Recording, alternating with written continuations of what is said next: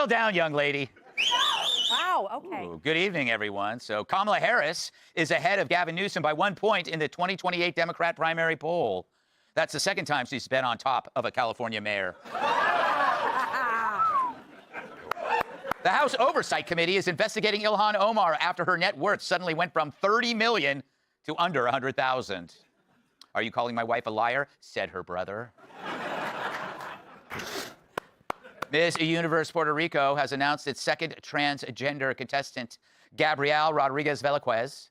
Her talent, writing her name in the snow. Good for her. You go, girl. You go, girl. The White House Correspondents' Dinner next weekend will be hosted by Grindr, the gay sex meeting app, which means the coat check will have a glory hole. Yeah, you guys don't know what that is.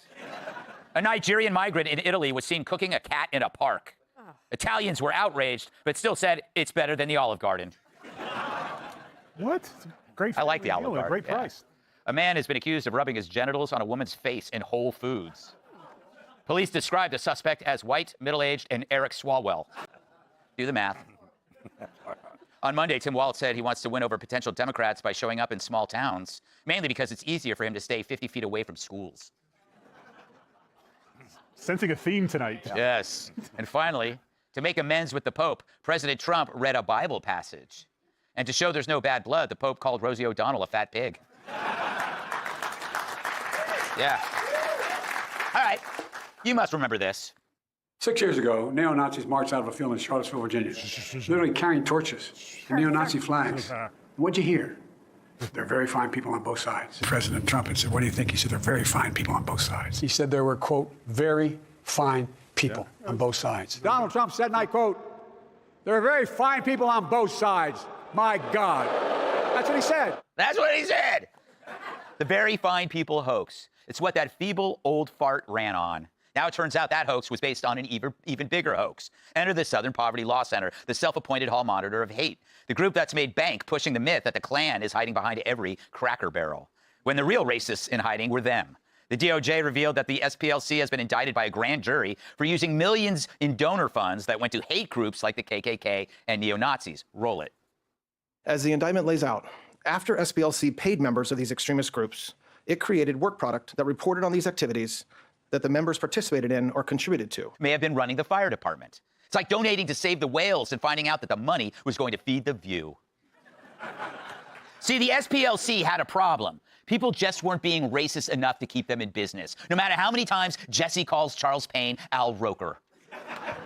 After all, your fundraising, your relevance, and media hits depend on the existence of widespread hate, but what happens when there isn't any? Time to hire an intern who knows how to tie a noose. You add Turning Point USA to your hate map, or the Family Research Council, or a group that opposes illegal immigration. Hate morphs into ideas that liberals hate, especially since it's the only tool they have to ruin people by calling them bigots. And the media, they ate it up for years. Every hate map was treated like gospel. If they said your neighbor's bowling league was a hate group, boom, front page, no questions asked. Meanwhile, the actual number of active hate groups in America has been about as robust as Blockbuster Video.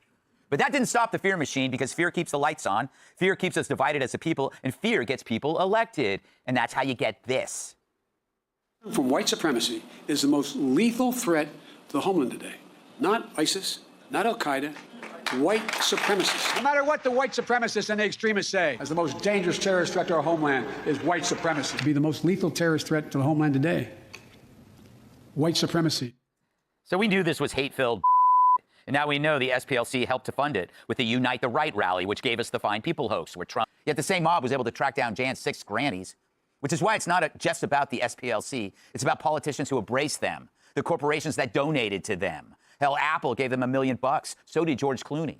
And then there's the media outlets who needed to make the lies true, so they could say it's racist to deport people in the country illegally, so that everyone in the next Star Trek is trans, and that hiring based on merit is as out of date as the canned beans I donate to food drives.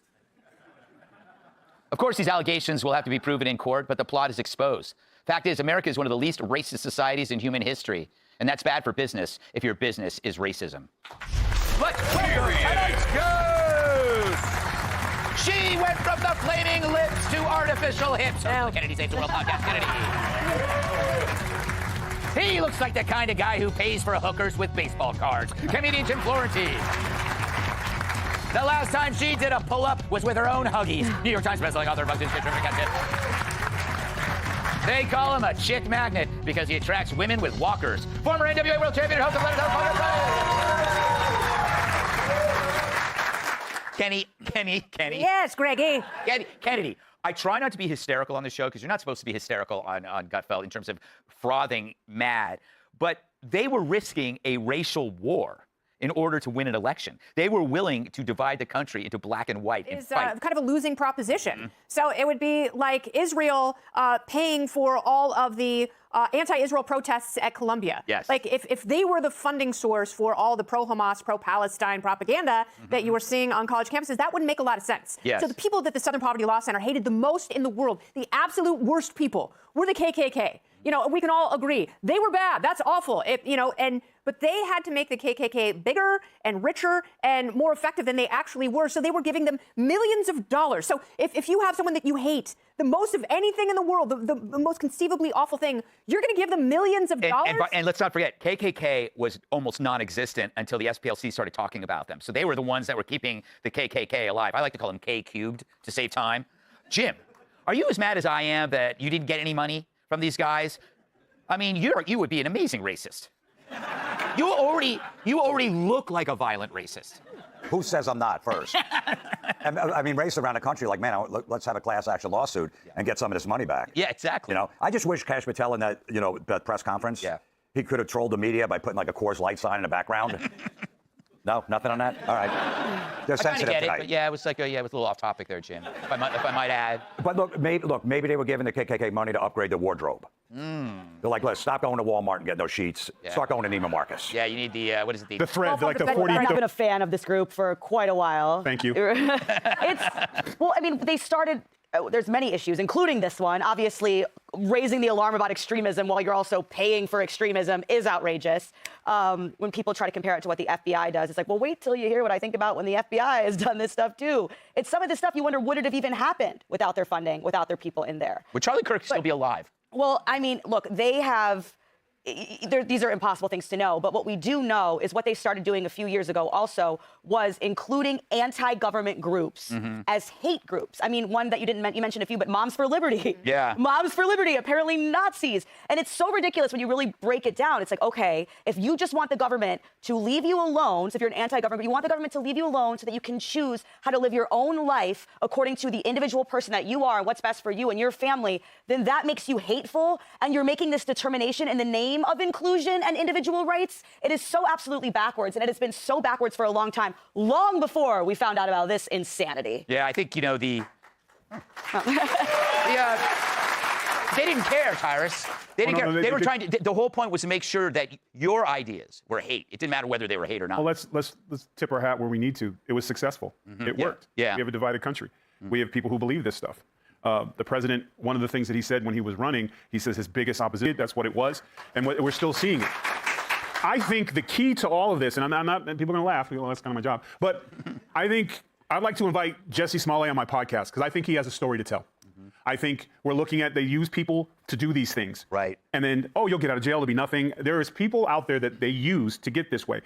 Great point. We could find a Jan 7thers, 8thers, somebody who drove by and looked, said, oh, that looks cool. And we're going to get him. But yet all those guys with no masks outdoors in the summertime with torches, we don't know who they are. But there were reports where there was people that were showing up they even had black guys holding KKK signs. You know what I'm saying? Like it was just whoever could put on the khakis. It was on the bus or whatever.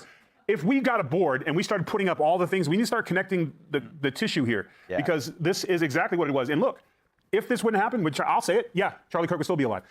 We would have guests from all actors all across there wouldn't be all this stuff. They did a very good job. And they continue to do it. And there's Americans that believe it as gospel. And that's the scary thing. Yeah. All right. Well, we'll see what happens next. That's called the transition. All right, thanks for watching. Check out my new podcast, Hanging Out with Me, Sean Hannity. The big interviews, the debates you won't get anywhere else. Like and subscribe for new episodes every Tuesday and Thursday. The transcript you provided covers a wide range of provocative and politically charged topics discussed on Gutfeld. You asked for statistics, specifically regarding racial groups and the prevalence of hate groups, to provide context for the claims made in the segment. Here are the concrete numbers and data points related to the themes discussed. hate groups in the United States, the Southern Poverty Law Center, SPLC, and the Anti-Defamation League, ADL, are the primary non-governmental organizations that track these numbers. Total groups. According to the SPLC's most recent annual report, they tracked 1,225 active hate and anti-government groups across the U.S. White supremacist trends. While the number of formal chapters of groups like the KKK has declined significantly over the last decade, dropping from several hundred to roughly 40 to 50 active chapters, the ADL reports that white supremacist propaganda distributions reached an all-time high in recent years, with 6,743 incidents reported in 2023. The Fine People context, the Unite the Right rally in Charlottesville, 2017, referenced in your text, involved an estimated 500 to 600 white nationalists and neo-Nazis. FBI Crime Statistics by Race, 2022-2023. To address the discussion of the most lethal threat, official data from the FBI's Uniform Crime Reporting UCR program provides a breakdown of arrests and incidents. Arrests by Race, 2022 data. Category: White, Black or African American, Hispanic/Latino. Total arrests: 5,030,271. 2,114,200.